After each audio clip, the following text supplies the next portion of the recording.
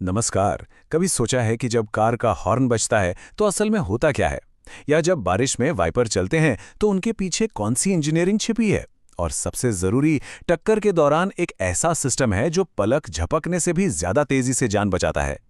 चलिए आज अपनी कार के अंदर छिपे इन्हीं सुपरफास्ट सिस्टम्स को समझते हैं।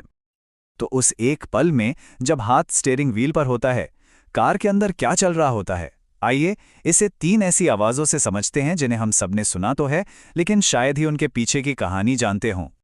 ये आवाज, ये सिर्फ एक चेतावनी नहीं है, बल्कि एक बिजली की तेजी से होने वाली प्रक्रिया का नतीजा है, जो मिली सेकंड में पूरी हो जाती है। और ये बारिश में साफ देखने में मदद करने वाला ये साधारण सा मूवमेंट, इसके पीछे कमाल की इंजीनियरिंग छिपी है, जो रोटेशन को एक परफेक्ट स्वाइप में बदल देती है। और आखिर में ये आवाज़, एक ऐसी आवाज़ जिसे कोई सुनना नहीं चाहता, लेकिन ये एक जान बचाने वाली तकनीक का चरम बिंदु है, जो अविश्वसनीय गति से काम करके सुरक्षित रखती है।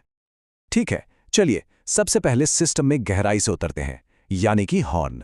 ये कार का बात करने का तरीका है, जो दुर्घटनाओं को रोकता है और सड़क पर मौजूदगी का एहसास कराता है। देखिए, ज्यादातर कारों और बाइक्स में बैटरी से चलने वाले इलेक्ट्रिक हॉर्न होते हैं, लेकिन जो बड़े वाहन हैं, जैसे ट्रक और बसें, उनमें होते हैं विंड टोन हॉर्न। ये कंप्रेस्ड हवा का इस्तेमाल करके बहुत तेज और दूर तक जाने वाली आवाज पैदा करते हैं। मतलब मकसद एक, पर आवाज पैदा करने का तरीका बिल्कुल अलग। एक आम इलेक्ट्रिक हॉर्न के अंदर होता क्या है?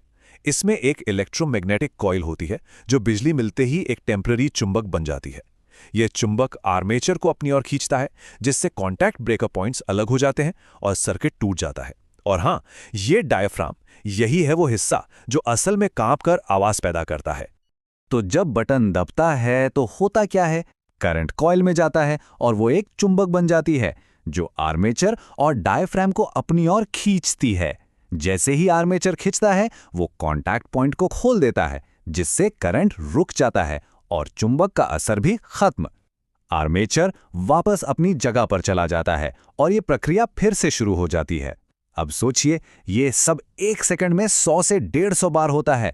इसी तेज वाइब्रेशन से वो जानी पहचानी आवाज पैदा होती है। चलिए अब दूसरे सिस्टम पर चलते हैं, विंडस्क्रीन वाइपर। ये ड्राइवर के विजिबिलिटी के लिए बहुत जरूरी है, खासकर खराब मौसम में। पर कभी सोचा है कि एक मोटर की गोल घूमने वाली गति वाइपर के आगे पीछे की गति में कैसे बदल जाती है? इसकी इंजीनियरिंग ना बहुत ही शानदार है।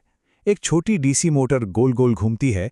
ये घूमने वाली गति एक वर्म गियर और लिंक रॉड के जरिए वाइपर आर्म्स की आगे पीछे की गति में बदल जाती है ना? एक सरल लेकिन बहुत प्रभावी मैकेनिज्म, जो शीशे को एकदम साफ रखता है। एक वाइपर सिस्टम सिर्फ मोटर और ब्लेड से कहीं ज्यादा है। ये एक पूरी टीम की तरह है, जिसमें gear, link rod, wiper arms, washer motor, पानी की टंकी और नोजल सब शामिल हैं। ये सभी हिस्से एक साथ मिलकर काम करते हैं ताकि हर मौसम में एक साफ व्यू मिल सके। अब हम आते हैं अपने सबसे जटिल और सबसे तेज सिस्टम पर, एयरबैग। ये एक ऐसी तकनीक है जो आपात स्थिति में एक पल के अंदर, मतलब पलक झपकते ही काम करती है। जरा ये नंबर देखिए, 30 से 40 मिलीसेकंड। ये इतना तेज है कि इंसान के पलक झपकने से भी कम समय में एयरबैग पूरी तरह से फूल जाता है। यही गति है जो एक टक्कर और एक जान बचाने वाले लम्हे के बीच का अंतर तय करती है। तो ये होता कैसे है? सबसे पहले जैसे ही टक्कर होती है, क्रैश सेंसर इसे महसूस करता है और तुरंत एयरबैग कंट्रोल यूनिट यानी ईसीयू को सिग्नल भेजता है। ईसीयू 1 सेकंड के 1000वें हिस्से में यह तय करता है कि टक्कर गंभीर है या नहीं। अगर हाँ, तो वो इन्फ्लेटर को करंट भेजता है। इन्फ्लेटर में एक छोटी विस्फोटक गोली चलती है, जो तुरंत गैस बनाती है और एयरबैग को फुला देती है। एयरबैग के दिल में होता है गैस जनरेटर। इसमें सोडियम एजाइड या फिर आर्गन और नाइट्रोजन जैसी गैसों का मिक्सचर होता है।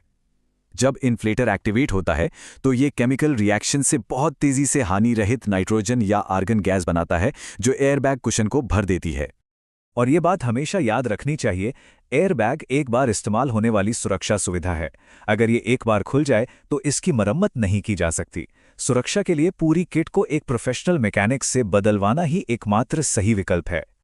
तो हमने देखा कि ये सिस्टम कितने जटिल और कितने महत्वपूर्ण हैं। अब सवाल ये है कि ये कैसे सुनिश्चित किया जाए कि वे हमेशा काम करने के लिए तैयार रहें।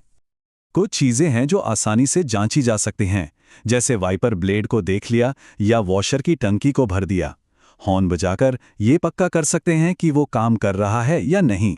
लेकिन जब बात एयरबैग सिस्टम, सेंसर या हॉर्न के अंदरूनी वायरिंग की आती है, तो उसे हमेशा किसी विशेषज्ञ पर छोड़ देना ही बेहतर है। इन सिस्टम्स के साथ कोई भी जोखिम लेना सही नहीं है। तो अगली बार जब कोई अपनी कार में बैठे तो एक पल के लिए सोचे, कार सिर्फ एक मशीन नहीं है, ये सेंसर और सिस्टम का एक नेटवर्क है जो हर पल सुरक्षा और आराम के लिए तैयार है और जो पलक झपकने से भी तेजी से प्रतिक्रिया करने के लिए हमेशा तैयार रहता है।